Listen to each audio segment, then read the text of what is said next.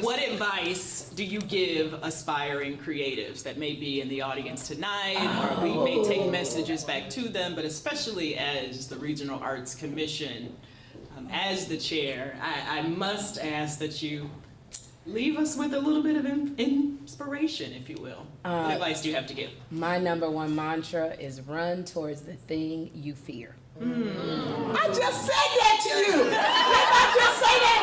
Didn't I just say that? She gonna turn around and like, this is her mantra now. You said it to me because I told it to you. Whatever. I do. I think that thing, you got to sit down and go, what's that thing in the pit of my stomach that I put on the shelf with the fine china? What's it? Because there's always that voice that will say you're not good enough. Who do you think you are? You're boring. Nobody wants to hear you. It's always that voice.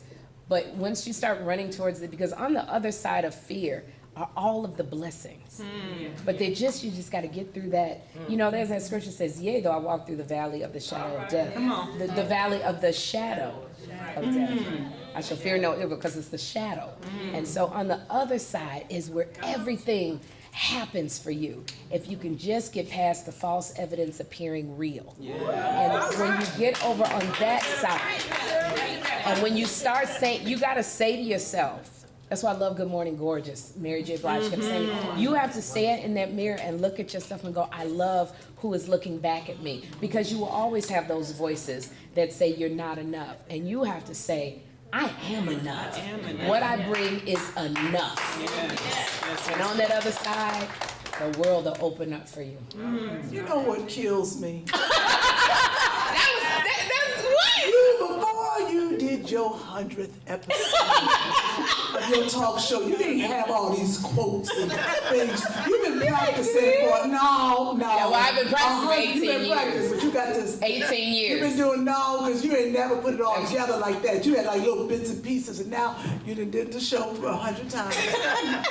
And that was really good. It's been 18 years, and that's another thing. Just because you have a dream, just because it's a no, it may mean not right now. Because sometimes you have to, may I say this, and I'm going to turn it over to you. Go on and say another quote. I am. Sometimes you have a dream, but you have to mature into the dream. Because if it becomes a reality and you're not mature enough, it won't work. And so with this talk show of mine, and Kym knows, on one of our podcast episodes, I cried because I said, I want to do a talk show so bad, and everybody keeps saying no to me, and I know I got it.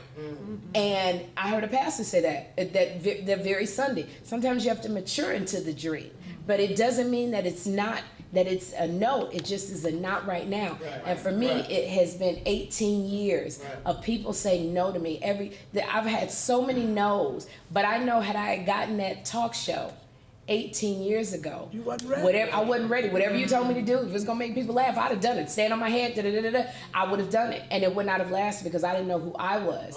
Now where I am now, I truly lead. When people come to me with dumb stuff, I don't. And it's like I go, that's not who I'm representing. That's not my audience. I know exactly who's watching me. Single women, entrepreneurs, women with children, single moms, and I know don't want to watch a 21-year-old throw beer on their breast. And I can look at them and say no, and be fine about it. I can look at a person and go, I know this is not working with us.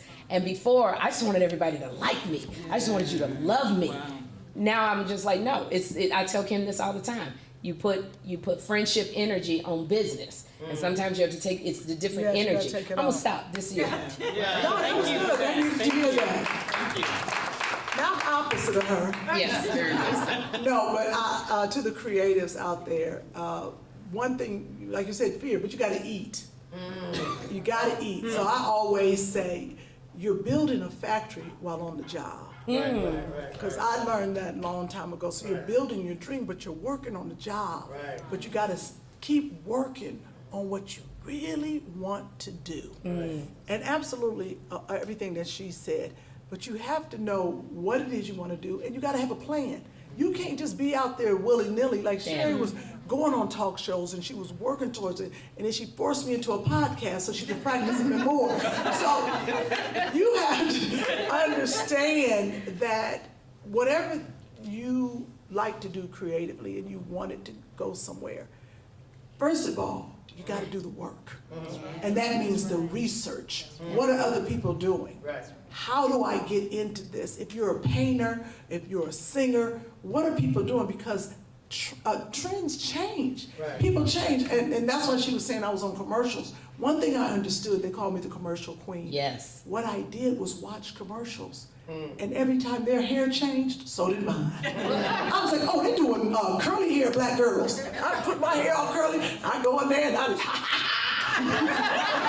And she booked everything. that was, that I really, because one of my big commercials was Pringles Double Stack. And I remember I went in there and I was like, I got to sell some chips. And I had put some bright colors in my head. I think about what I would like to see on TV and what I've seen and what was the trend. And I was in there, want to taste, you can't turn back, try to bring those double stacks. So therefore, that's what I'm saying. So you have to see what other people are doing and what the trends are. If you're an artist, what's going on and where to go. Two funny mamas.